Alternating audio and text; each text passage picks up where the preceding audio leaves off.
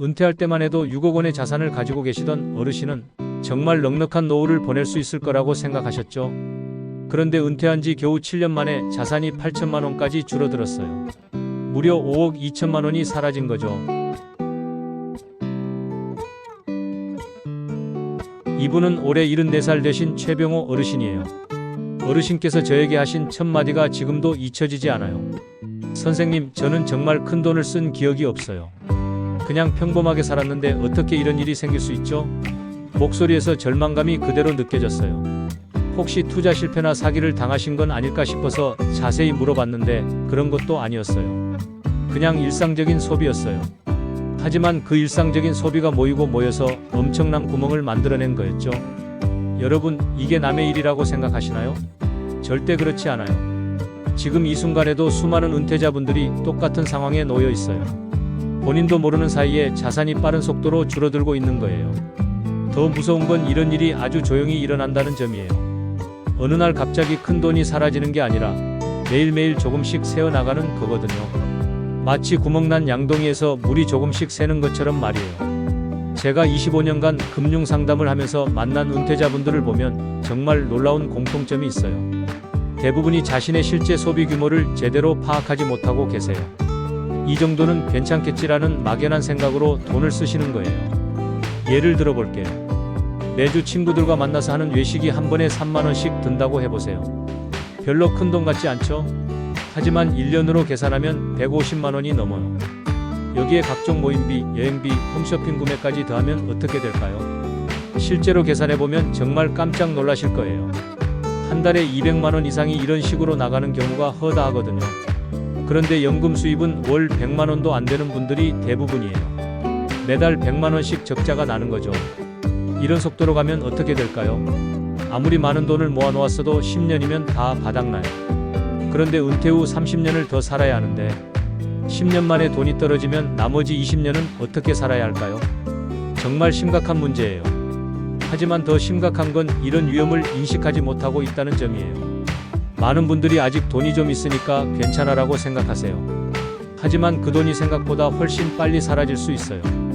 저는 이런 상황을 조용한 파산이라고 부르거든요. 갑자기 큰 사고가 나서 파산하는 게 아니라 아주 천천히 조용히 가난해지는 거예요. 그래서 더 위험해요. 문제를 인식했을 때는 이미 너무 늦은 경우가 많거든요. 그런데 다행히 이런 문제는 예방할 수 있어요. 그리고 이미 시작됐다고 해도 늦지 않았어요. 몇 가지 핵심적인 소비 습관만 바꾸면 완전히 다른 결과를 만들 수 있거든요. 실제로 제가 상담한 분들 중에서 소비 패턴을 바꾸신 분들을 보면 정말 놀라운 변화를 경험하세요. 똑같은 연금으로도 훨씬 여유로운 생활을 하시거든요. 심지어 돈이 모이는 분들도 계세요. 예를 들어 이런 분이 계셨어요. 처음 상담받으러 오셨을 때는 매달 200만 원씩 적자가 나고 있었어요. 그런데 6달 만에 흑자로 돌려놓으셨어요. 어떻게 그런 일이 가능했을까요? 비결은 의외로 간단했어요. 무의식적으로 하던 소비를 의식적으로 바꾼 거예요. 정말 필요한 건지 다른 방법은 없는지 한 번씩 생각해보는 습관을 만든 거죠. 그분께서 저에게 이렇게 말씀하시더라고요. 선생님, 전에는 그냥 쓰고 싶으면 썼는데 이제는 쓰기 전에 한번 생각해보게 돼요. 그러니까 자연스럽게 불필요한 지출이 줄어들더라고요. 이게 핵심이에요. 큰 변화가 필요한 게 아니라 작은 의식 변화만 있으면 돼요. 하지만 그 작은 변화가 만들어내는 결과는 정말 엄청나거든요. 특히 은퇴하신 분들의 경우에는 시간적 여유가 있으니까 더 신중하게 소비할 수 있어요. 젊을 때는 바빠서 대충 사고 대충 쓰는 경우가 많았잖아요. 하지만 이제는 충분히 생각하고 비교해 볼 시간이 있는 거예요. 그런데 많은 분들이 이런 생각을 하세요. 평생 열심히 일했는데 이제 와서 돈 아껴가며 살아야 하나? 이런 마음도 충분히 이해해요. 하지만 잠깐만 생각해 보세요. 지금 조금 신경 쓰는 게 나중에 훨씬 편하게 살 수 있는 방법이에요. 지금 무심코 쓰는 돈들을 조절하지 않으면 나중에는 정말 필요한 것도 못 사는 상황이 올 수 있거든요. 병원비가 필요한데 돈이 없어서 치료를 포기해야 하거나 자식들에게 손을 벌려야 하는 상황이 올 수도 있어요. 그런 상황이 되면 그때는 정말 편하게 살 수 없어요. 그러니까 지금 조금 불편하더라도 미래를 위해서 현명한 선택을 하시는 게 맞아요. 그리고 실제로 해보시면 전혀 불편하지 않다는 걸 알게 되실 거예요. 오히려 돈 걱정이 줄어들어서 더 마음이 편해져요. 오늘 여러분께 들려드릴 이야기는 바로 이런 내용이에요. 은퇴 후에 무심코 하게 되는 위험한 소비 습관들과 그것을 바꾸는 구체적인 방법들 말이에요. 이 이야기를 끝까지 들으시면 분명히 도움이 되실 거예요. 그럼 이제 구체적으로 어떤 소비 습관들이 문제가 되는지 하나씩 살펴보겠습니다. 제가 상담하면서 가장 많이 봤던 케이스들을 중심으로 말씀드릴게요. 첫 번째로 가장 흔한 문제는 바로 사교 활동비예요. 은퇴하신 분들이 갑자기 시간이 많아지니까 친구들과 만나는 횟수가 늘어나거든요. 그 자체는 정말 좋은 일이에요. 사회적 관계를 유지하는 건 건강에도 좋고 정신적으로도 도움이 되니까요. 문제는 만날 때마다 드는 비용이에요. 보통 외식을 하시는데 한 번에 3만원에서 5만원 정도 쓰시거든요. 일주일에 2번씩 만난다고 하면 한 달에 20만원에서 40만원이 나가요. 1년이면 240만원에서 480만원이죠. 여기서 끝이 아니에요. 생일이나 기념일 때마다 선물비, 여행 갈 때마다 드는 비용까지 더하면 정말 큰 금액이 돼요. 어떤 분은 한 달에 사교비만 70만원씩 쓰시더라고요. 그런데 이런 분들께 사교비를 줄여보시는 게 어떨까요? 라고 하면 대부분 이렇게 말씀하세요. 친구들과의 관계를 끊을 수는 없잖아요. 물론 그렇죠. 하지만 관계를 유지하면서도 비용을 줄이는 방법은 얼마든지 있어요. 예를 들어 매번 비싼 식당에서 만나는 대신 집에서 돌아가면서 모임을 갖는다든지 공원에서 산책하면서 만난다든지 하는 방법들 말이에요. 실제로 이런 방법을 써보신 분들은 오히려 더 친밀해졌다고 하시더라고요. 제가 상담한 한 분은 처음에 한 달에 60만원씩 사교비를 쓰고 계셨어요. 매주 2번씩 골프를 치시고 그 후에 식사까지 하시니까 한 번에 15만원 정도가 나갔거든요. 거기에 각종 모임비까지 더하니까 그런 금액이 나온 거죠. 그런데 골프 횟수를 월 2번으로 줄이고 식사는 집에서 준비해서 가져가시기 시작했어요. 그랬더니 한 달 사교비가 20만원으로 줄어들었어요. 무려 40만원을 절약한 거죠. 1년이면 480만원이에요. 그분께서 저에게 이렇게 말씀하시더라고요. 처음에는 친구들이 뭐라고 할까봐 걱정했는데 막상 해보니까 아무도 신경 쓰지 않더라고요. 오히려 집에서 만든 음식을 좋아하시더라고요. 두 번째 문제는 홈쇼핑이나 인터넷 쇼핑이에요. 은퇴 후에 집에 있는 시간이 늘어나니까 자연스럽게 텔레비전을 보는 시간도 늘어나죠. 그러다 보면 홈쇼핑 채널을 보게 되고 지금만 특가 오늘만 할인 이런 말에 혹해서 구매하게 되는 거예요. 한 번에 구매하는 금액은 그리 크지 않아요. 보통 10만원에서 20만원 정도죠. 하지만 이게 한 달에 서너 번씩 반복되면 어떻게 될까요? 한 달에 50만원, 1년에 600만원이 나가는 거예요. 더 문제는 산 물건들을 제대로 사용하지 않는다는 점이에요. 충동적으로 구매한 건강기구나 생활용품들이 집 한구석에 쌓여만 가는 경우가 많거든요. 결국 돈만 버린 셈이죠. 실제로 어떤 분 댁에 가보니까 사용하지 않는 홈쇼핑 제품들이 창고 하나를 가득 채우고 있더라고요. 운동기구, 마사지기, 각종 생활용품들이 포장도 뜯지 않은 채로 쌓여 있었어요. 계산해보니까 2천만 원어치가 넘었어요. 그분께서 하시는 말씀이 그때그때는 정말 필요해 보였는데 막상 받아보니까 별로더라고요. 그런데 반품하기도 귀찮고 해서 그냥 둔 거예요 라고 하시더라고요. 이런 패턴을 끊으려면 구매 전에 하루 정도 시간을 두고 생각해보는 습관을 만드는 게 좋아요. 정말 필요한 건지 집에 비슷한 게 있지는 않은지 한 번 더 생각해보는 거죠. 세 번째는 자녀와 손자녀에 대한 지원이에요. 이건 정말 미묘한 문제예요. 자식 사랑하는 마음은 당연한 거고 도와주고 싶은 마음도 충분히 이해해요. 하지만 한계가 있어야 해요. 어떤 분은 매달 자녀들에게 용돈을 주시고 손자 손녀 학원비까지 대신 내주시더라고요. 한 달에 100만원 이상이 나가는 거예요. 자녀들은 이미 성인이고 각자 수입이 있는데도 말이에요.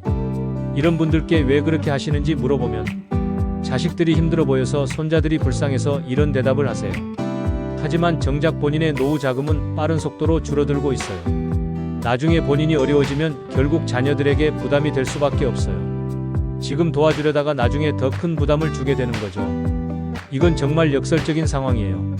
제가 상담한 한 분은 3남매에게 매달 각각 50만원씩 주고 계셨어요. 한 달에 150만원, 1년에 1800만원이에요. 그런데 연금은 월 120만원밖에 안 받으시거든요. 매달 30만원씩 적자가 나는 거죠. 그분께 이런 속도로 가면 몇 년 안에 자산이 바닥날 텐데 괜찮으세요? 라고 물어봤더니 그때 가서 생각해보죠 라고 하시더라고요. 하지만 그때가 되면 이미 늦어요. 다행히 그분은 제 설득으로 자녀 지원금을 절반으로 줄이셨어요. 처음에는 자녀들이 불만을 표했지만 상황을 설명하니까 이해해 주더라고요. 오히려 아버지가 우리 때문에 고생하시는 줄 몰랐다면서 미안해 하더라고요. 네 번째는 갑작스러운 여행이나 취미 활동이에요. 은퇴 후에 이제 하고 싶었던 것들을 해야지라는 생각으로 여행을 자주 다니시거나 새로운 취미를 시작하시는 분들이 많아요. 물론 이것도 좋은 일이에요. 평생 일만 하시다가 이제 본인을 위한 시간을 갖는 거니까요. 하지만 계획 없이 하시면 문제가 돼요. 예를 들어 친구가 여행 가자고 하니까 하면서 갑자기 해외여행을 떠나신다든지 텔레비전에서 봤는데 좋아 보여서 하면서 비싼 취미용품을 사신다든지 하는 경우들 말이에요. 한 번에 드는 비용이 100만원에서 200만원 정도 되는데 이런 일이 1년에 서너 번씩 생기면 상당한 금액이 나가죠. 더군다나 계획 없이 하다 보니까 비용도 더 많이 들고 만족도도 떨어지는 경우가 많아요. 어떤 분은 1년에 여행을 8번이나 다녀오셨더라고요. 국내외 합쳐서 1,500만원 정도 쓰신 거예요. 그런데 정작 어떤 여행이 가장 기억에 남으세요? 라고 물어보니까 대답을 못 하시더라고요. 너무 많이 다녀서 기억이 안 난다는 거예요. 다섯 번째는 건강 관련 지출이에요. 나이가 들수록 건강에 대한 관심이 높아지는 건 당연해요. 하지만 여기서도 과도한 지출이 생길 수 있어요. 검증되지 않은 건강식품을 비싼 값에 사신다든지 효과가 불분명한 의료기기를 구입하신다든지 하는 경우들이 있어요. 건강하게 살고 싶은 마음은 이해하지만 이런 것들이 정말 도움이 되는지는 의문이거든요. 어떤 분은 한 달에 건강식품비만 40만원씩 쓰고 계셨어요. 홍삼, 오메가3, 비타민, 프로폴리스 등등 정말 많은 종류를 드시고 계시더라고요. 그런데 정작 기본적인 건강검진은 몇 년째 안 받으셨다고 하시더라고요. 오히려 정기적인 건강검진이나 적절한 운동, 균형 잡힌 식사가 훨씬 중요해요. 하지만 이런 기본적인 것들보다는 뭔가 특별한 제품에 의존하려는 경향이 있어요. 여섯 번째는 생활비의 무계획적 증가예요. 은퇴 전에는 바빠서 집에서 해먹는 경우가 많았는데 은퇴 후에는 시간이 있다고 해서 자주 외식을 하시거나 배달 음식을 시켜 먹으시는 경우가 늘어나요. 또 집에 있는 시간이 늘어나니까 전기료, 가스비 같은 공과금도 늘어나고 각종 생활용품 소비도 증가해요. 하나하나는 작은 금액이지만 모이면 상당한 차이가 나죠. 이런 여러가지 요소들이 복합적으로 작용해서 은퇴 후 소비가 급격히 늘어나는 거예요. 그런데 대부분의 분들이 이런 변화를 제대로 인식하지 못해요. 예전과 비슷하게 살고 있다고 생각하시거든요. 하지만 실제로는 완전히 다른 소비 패턴을 보이고 있어요. 젊을 때는 목적이 있는 소비가 많았다면 은퇴 후에는 시간을 때우기 위한 소비나 감정적인 소비가 늘어나는 거죠. 그럼 이제 이런 문제들을 어떻게 해결할 수 있는지 구체적인 방법들을 말씀드릴게요. 사실 해결책은 생각보다 간단해요. 다만 실행하는 게 어려울 뿐이죠. 가장 먼저 해야 할 일은 현실을 정확히 파악하는 거예요. 본인이 실제로 한 달에 얼마를 쓰고 있는지, 어디에 돈이 나가고 있는지를 구체적으로 알아야 해요. 많은 분들이 대충 이 정도 쓰는 것 같은데라고 추측만 하시거든요. 가계부를 쓰라고 하면 그런 걸 왜 써야 해요? 라고 하시는 분들이 많아요. 하지만 정말 중요해요. 최소한 한 달만이라도 모든 지출을 기록해보세요. 커피 한 잔, 버스비 한 번까지 다 적어보는 거예요. 그러면 깜짝 놀랄 거예요. 내가 이렇게 많이 썼나? 싶을 정도로 예상보다 훨씬 많은 금액이 나올 테니까요. 이게 첫 번째 단계예요. 현실을 아는 것부터 시작해야 해요. 두 번째는 우선순위를 정하는 거예요. 모든 지출을 다 줄일 수는 없어요. 그럴 필요도 없고요. 대신 정말 중요한 것과 그렇지 않은 것을 구분해야 해요. 예를 들어 건강 관련 지출은 중요하지만 검증되지 않은 건강식품보다는 정기 건강검진이나 운동에 돈을 쓰는 게 낫죠. 사교 활동도 중요하지만 매번 비싼 식당에서 만날 필요는 없어요. 제가 상담하면서 드리는 조언은 이거예요. 정말 행복하게 해주는 지출은 유지하되 습관적으로 하는 지출은 줄여보세요. 예를 들어 친구들과의 만남이 정말 즐겁다면 그건 유지하되 만나는 방식을 바꿔보는 거죠. 세 번째는 대안을 찾는 거예요. 무조건 참고 안 쓰는 게 아니라 더 저렴한 방법을 찾는 거예요. 여행을 좋아한다면 성수기 대신 비수기에 가거나 해외여행 대신 국내 여행을 해보는 거죠. 홈쇼핑 대신 필요한 물건이 생기면 먼저 주변에 물어보세요. 빌려 쓸 수 있는 건 빌려 쓰고 정말 필요하면 중고로 사는 것도 좋은 방법이에요. 요즘은 중고 거래가 활발해서 상태 좋은 물건들을 저렴하게 구할 수 있거든요. 네 번째는 자동화하는 거예요. 매달 일정 금액을 자동으로 저축하도록 설정해 두는 거죠. 그러면 그 돈은 없는 돈으로 생각하게 되고 나머지 돈으로만 생활하게 돼요. 어떤 분은 연금이 들어오는 날 바로 30만원을 별도 통장으로 자동 이체하도록 해두셨어요. 처음에는 30만원이 없으니까 답답하다고 하시더니 몇 달 지나니까 적응이 되시더라고요. 1년 후에는 360만 원이 모였어요. 다섯 번째는 목표를 정하는 거예요. 막연히 돈을 아껴야지 하는 게 아니라 구체적인 목표를 세우는 거죠. 1년에 500만 원을 절약해서 손자 교육비에 보태자, 이런 식으로 말이에요. 목표가 있으면 동기부여가 돼요. 홈쇼핑에서 뭔가 사고 싶을 때도 이 돈으로 손자 교육비를 더 보탤 수 있겠네 하면서 참게 되거든요. 여섯 번째는 가족과 소통하는 거예요. 특히 자녀 지원 문제는 솔직하게 대화해야 해요. 아빠 엄마도 노후 준비를 해야 하니까 지원을 줄일 수밖에 없다고 말하는 거죠. 대부분의 자녀들은 이해해줘요. 오히려 부모님이 무리해서 도와주고 계신 줄 모르는 경우가 많거든요. 솔직하게 말하면 그럼 우리가 알아서 할게요 라고 하는 경우가 대부분이에요. 일곱 번째는 새로운 수입원을 찾는 거예요. 지출을 줄이는 것도 중요하지만 수입을 늘리는 것도 방법이에요. 요즘은 60대, 70대에도 할 수 있는 일들이 많아졌거든요. 아파트 경비, 학교 급식 도우미, 택배 분류 작업 등 다양한 일자리가 있어요. 한 달에 50만 원에서 100만 원 정도 벌 수 있는 일들이죠. 체력이 허락한다면 이런 것도 고려해 볼 만해요. 여덟 번째는 정기적으로 점검하는 거예요. 한번 계획을 세워놓고 끝이 아니라 석 달에 한 번씩은 점검해 보는 거죠. 계획대로 잘 되고 있는지, 수정할 부분은 없는지 확인하는 거예요. 이런 방법들을 실제로 적용해 보신 분들의 결과를 보면 정말 놀라워요. 평균적으로 한 달 지출을 30%에서 50%까지 줄이시더라고요. 한 달에 100만 원 쓰시던 분이 60만 원으로 줄이신 거죠. 그런데 더 놀라운 건 삶의 질이 떨어지지 않았다는 점이에요. 오히려 계획적으로 살게 되니까 더 만족스럽다고 하시는 분들이 많아요. 무분별하게 쓸 때보다 꼭 필요한 곳에 돈을 쓰니까 만족도가 높아진 거죠. 한 분은 이렇게 말씀하시더라고요. 예전에는 돈을 쓰고 나면 항상 후회했는데 이제는 쓸 때마다 생각하고 쓰니까 후회가 없어요.